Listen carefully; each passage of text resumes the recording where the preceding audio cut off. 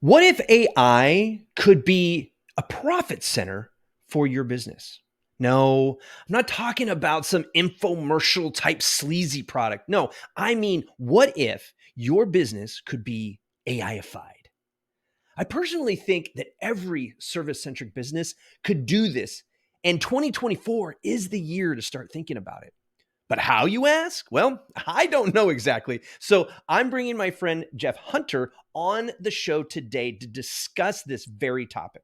Jeff is best known as the Savage Marketer, and he has become one of the top AI consultants for marketing and copywriting.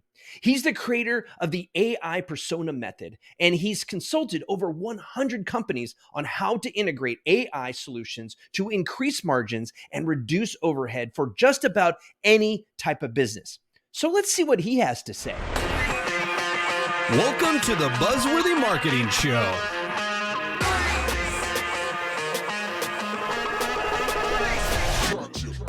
Jeff Hunter, the one and only. Welcome to the Buzzworthy Marketing Show. I'm so happy to be here, Michael. It's gonna be a doozy. Now, wait a second. This is Jeff. This is not an AI rendering of Jeff, right? We're gonna find out. Oh my gosh. Here we go. You can't Well, I'm tell gonna ask anymore. really hard questions. Yeah. Let's see. Even my wife got upset with me this morning because I wrote her a text message and she said, "I don't even think you wrote this. I think AI wrote this." Isn't it crazy? We've dedicated this entire season 7. We just passed 102 or 100. Yeah, we're on this one. I don't know. Will be like 107 or 110 episodes. Wow. We just passed 100 episodes, and so far we've been talking about how to choose AI, how to use AI for the business. And you and I were chatting at the Content Hackers Live a couple months ago, and you were talking about like every business should find a way to use AI to generate revenue and get people to pay them regardless of what they're doing. Yeah. To use AI. And it's like, I'm like, yes, let's talk about that. So let's talk about how like kind of your really short journey from like your badassness before AI and then how you've just completely turned your stuff around using AI. Because you're Mr. AI. Yeah, it's funny. I don't even know if I would say I'm Mr. AI. I would just say that I'm like Mr. Leverage, man. You know, I love it. I love it. I actually garnered this nickname over the years, the King of Outsourcing, and it's really because in my past life I was a Fortune 500 project manager for it's basically doing IT project management. And I've been in IT pretty much my entire life, since I was a little young kid at 12 years old. And my grandpa used to drop me off at the computer store down the block. They don't even have computer stores anymore like that. And I used to build computers and, just have a chat and, learn how to do everything before people just ordered something from Dell. People still bought computer parts and stuff. But like, I just always loved IT. And the crazy part was I used to love, my favorite TV show growing up was Star Trek: The Next Generation. Okay. Dating yourself. All right. I'm a Trekkie. I got it. Definitely dating myself. Okay. In high school, it was Voyager. But what was really crazy was my favorite character was Data. Data was by far my favorite character. He was this humanoid android that had all of the universe's secrets and knowledge stuffed into him, but he really didn't know how to coordinate, kind of communicate with people. He obviously had a hard time with emotion because he really had none. His social skills were like second to bottom. They were horrible. Yeah. And not to mention, tried really hard to show emotion and at least pretend and show humans that he was capable of emotion and empathy, but really wasn't. Right. And it sounds a lot like ChatGPT. It sounds a lot like the language models that we have right now. Mm-hmm. So, fast forward to today, it's mind-boggling because I've been building remote teams. That's what I did as an IT project manager. I built remote teams to do things. I own a virtual assistant staffing agency in the Philippines. I have over 150 virtual assistants. And how I came into AI was pure desperation.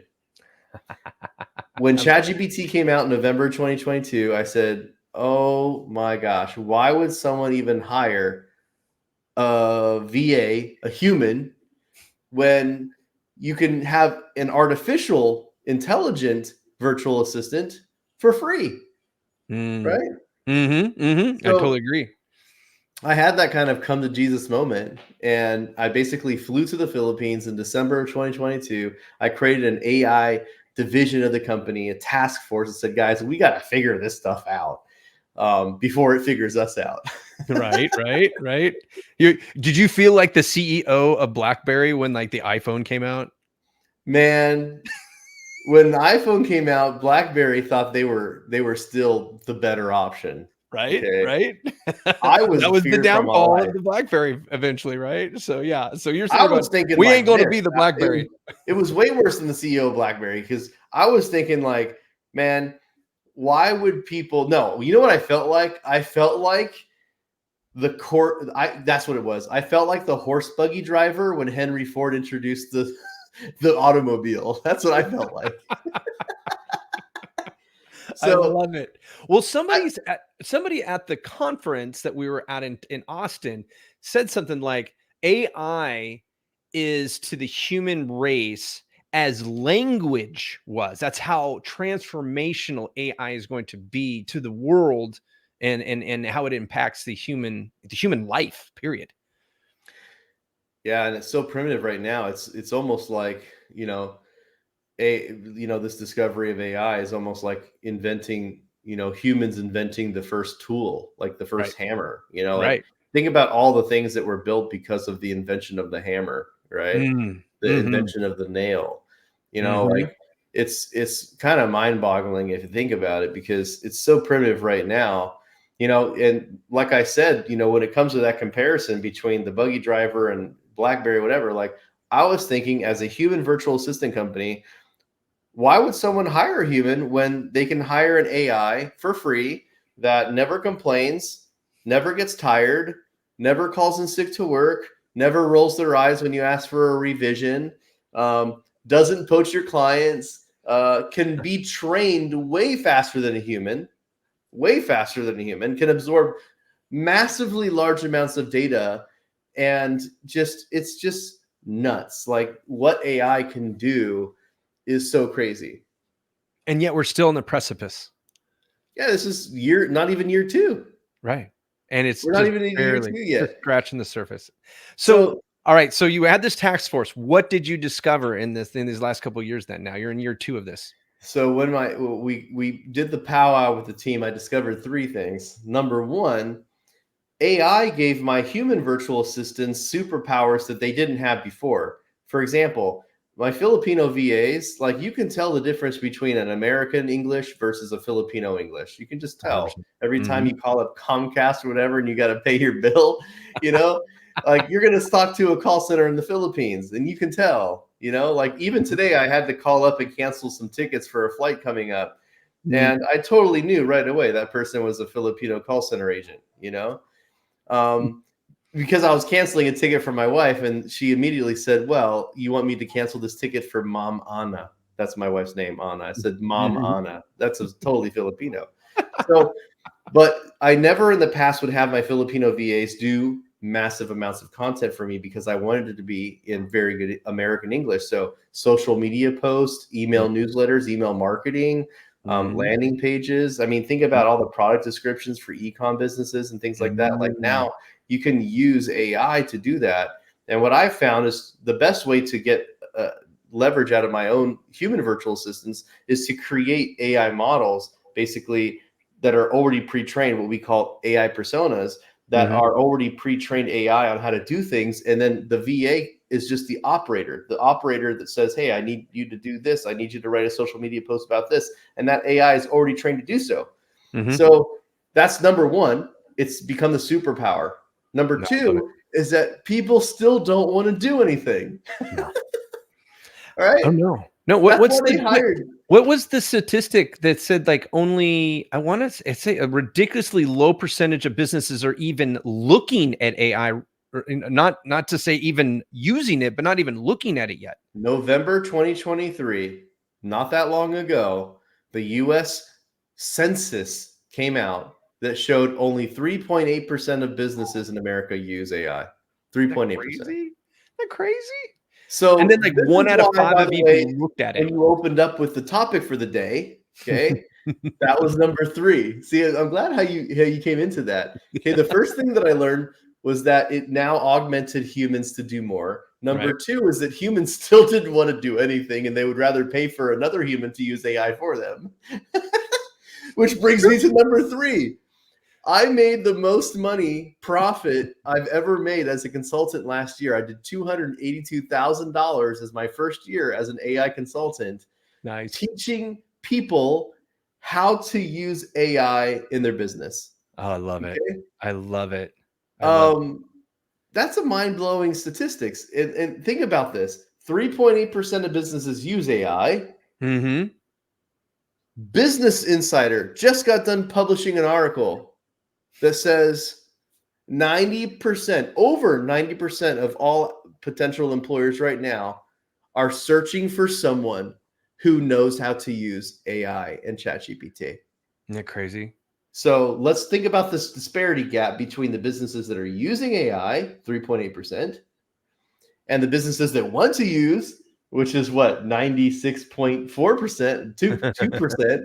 My math is off, I think. That means that there is a massive opportunity here Mm-hmm. to actually help come into companies and show them how to use AI. That's the Isn't that opportunity. amazing? That's the biggest opportunity of our lifetime, dude. It's like, they talked about the gold rush. Who made, this one? Everyone knows this. Who made all the money in the gold rush? Who People made who all the money? sold it. People who sold the pickaxes and the buckets and the And the horses shovels and the and shovels, the sifters, right? sifters, all that stuff. Like Yep. the people that sold the tools because Mm-hmm. it funded their dreams. Well, what do people want right now? They want to use AI. That's the dream. Can AI do this stuff in my business? Yes, it Mm-hmm. can. What are we doing? We're selling the tools. The tools are the AI, the knowledge of how to use AI. We have a massive opportunity right now, right in front of us. Oh, it's huge.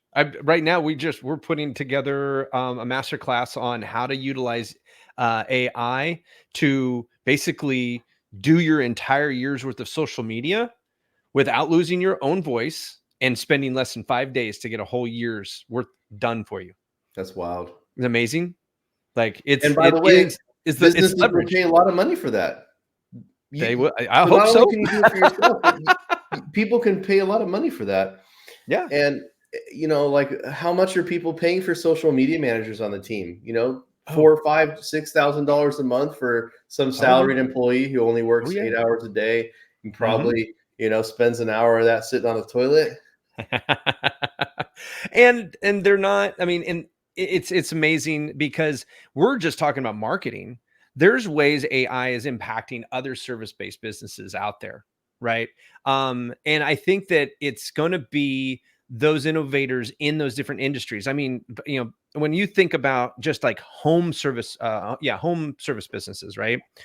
Like AI, along with things like drones and whatnot, can do a lot of work for these people and actually serve their clientele in a way they never dreamed.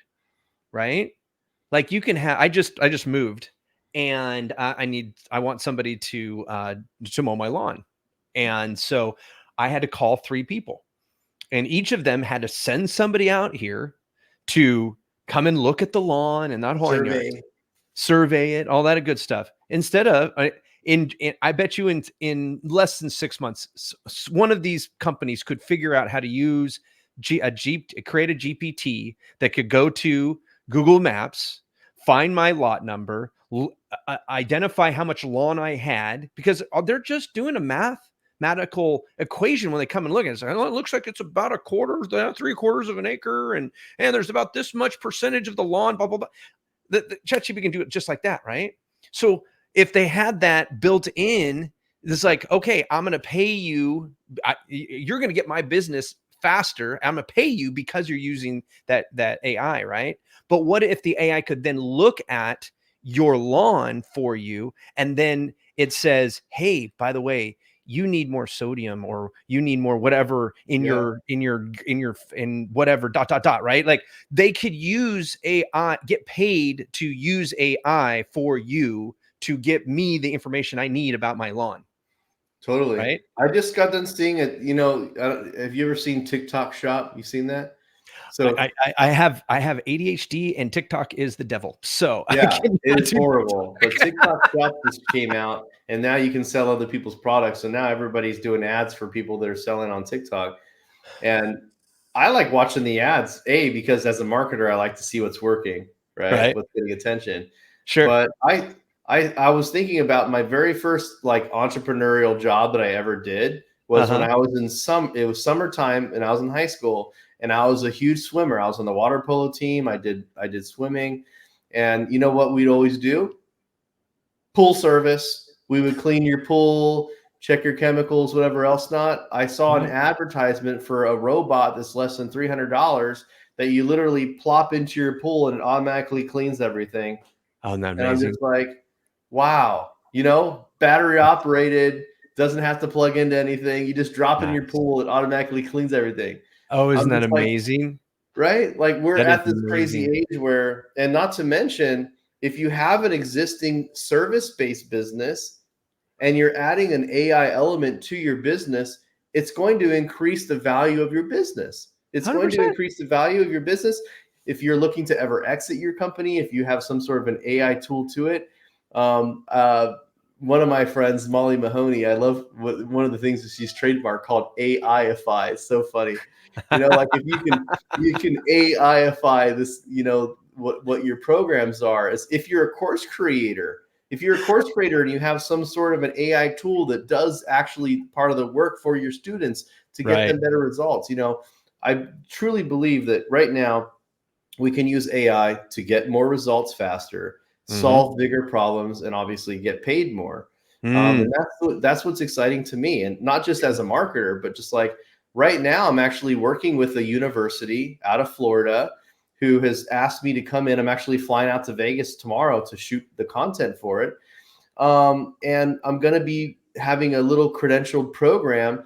It's going to be a super cheap course just for the students. I think there's 700,000 students, to where they can just stick that to the resume that shows them here's a basic course that goes over different ways that you can use AI for companies that they can Mm. stick on there to give them added value to what they're doing right now. They can stick that on the Mhm. resume and say, look, hey, those 90% of companies are looking for someone who has experience in AI. Here's my stamp of approval saying that I actually know how to do these basic things in AI that are Mm. valuable to any business. I love it. A common friend of ours, Julie McCoy, says, AI optimized, right?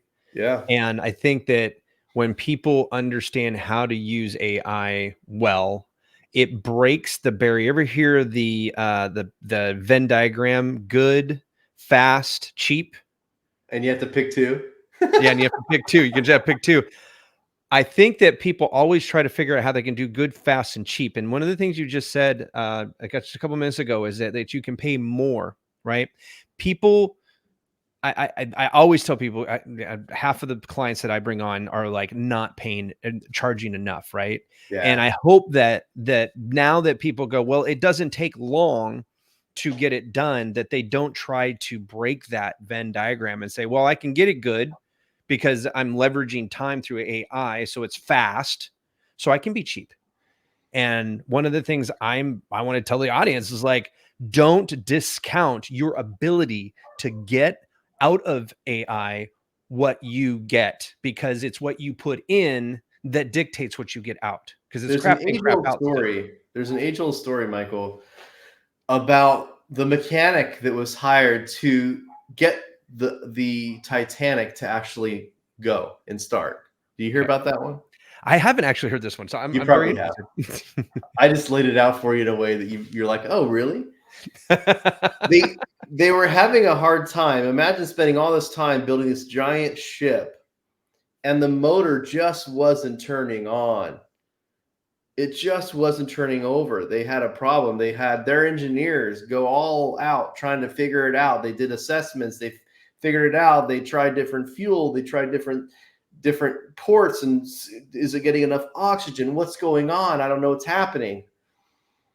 Now, mind you, if you remember how long ago the Titanic was, it was quite some time ago. There was a mechanic that everybody knew was infamous. And he says, I'll fix it for you. I'll fix it for you fast. But before I do, you will have to give me $10,000. Which was a lot of money back then. They said, dang, $10,000. That's a lot of money back then. And you know what he does? They said, okay, they're desperate. They got to get this ship moving. They're desperate. They'll pay anything to get it moving. They paid in the $10,000. He walks in. He takes a look. He grabs a wrench. And you know what he does? He smacks the engine. And that thing starts. And of course, people are like, what the heck?